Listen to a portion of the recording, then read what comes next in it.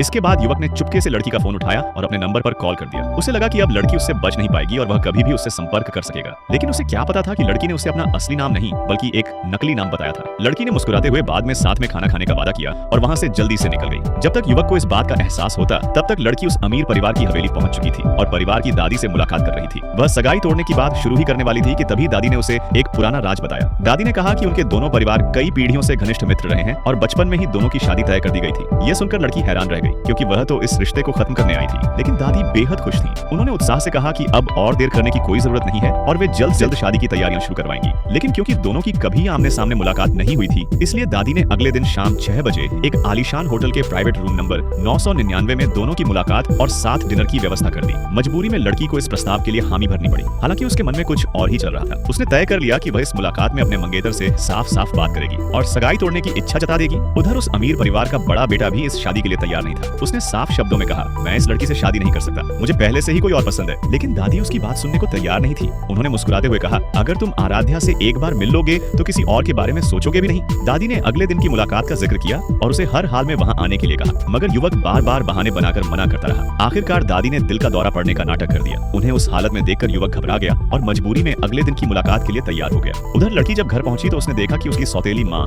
उसकी दिवंगत माँ की पुश्तैनी अंगूठी पर कब्जा करने की कोशिश कर रही है। यह देखकर उसका गुस्सा फूट पड़ा। उसने अपने निर्दयी पिता को पीछे धकेल दिया और सौतेली माँ को एक जोरदार थप्पड़ मारते हुए कहा, यह मेरी माँ की अंगूठी है, इसे पहनने का तुम्हें कोई अधिकार नहीं है। असल में पिता को खबर मिल चुकी थी कि अमीर परिवार ने सगाई तोड़ दी है। इसी वजह से उनका रवैया बदल गया था और वे अपनी पहली पत्नी के साथ बुरा व्यवहार करने लगे थे। लेकिन जब लड़की ने दृढ़ आवाज में कहा कि सगाई अब नहीं टूटेगी और अगले दिन उसकी अपने मंगेतर से मुलाकात तय है, तब जाकर घर वालों का गुस्सा थोड़ा शांत हुआ। हालांकि उन्हें उसकी बात पर पूरी तरह भरोसा नहीं था। उन्हें लगा कि लड़की शायद उनसे झूठ बोल रही है, इसलिए उन्होंने चुपके से उस पर नजर रखने का फैसला किया। अगले दिन जब वह मुलाकात के लिए निकली तो उसके पिता और सौतेली माँ भी उसका पीछा करते हुए वहां तक पहुंच गए ताकि अपनी आंखों से सच देख सकें।